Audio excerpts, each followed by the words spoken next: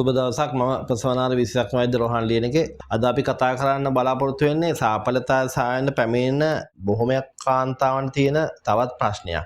ඒ කියන්නේ තමන් ස්වාභාවික එක්වීමකින් පස්සේ ගොඩක් කලාවට ශුක්‍රාණු යෝනි මාර්ගයෙන් එළියට එනවා කියන එක. එතකොට අපි සියුම් ලෙස මේක පරීක්ෂා කරලා බලුවහම අපිට තේරෙන දෙයක් තමයි ඇතම් කාන්තාවන් ගැබ් ගෙල ඉතාම අවහිලයි.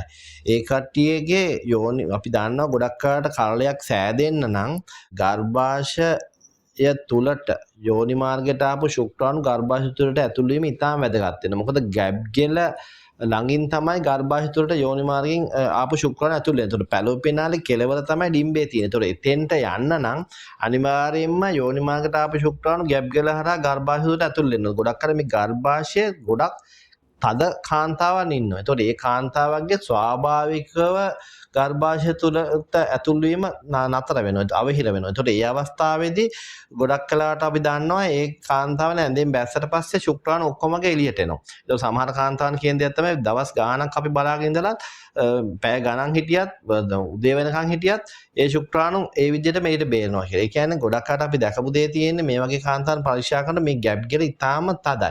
එතකොට ඒකට කරන්න පිළියම් තියෙනවා. සාමාන්‍යයෙන් අපිට පුළුවන් ඒක සියුම් කැතීටරයක් දාලා ඒක චෙක් කරගන්නත් පුළුවන්.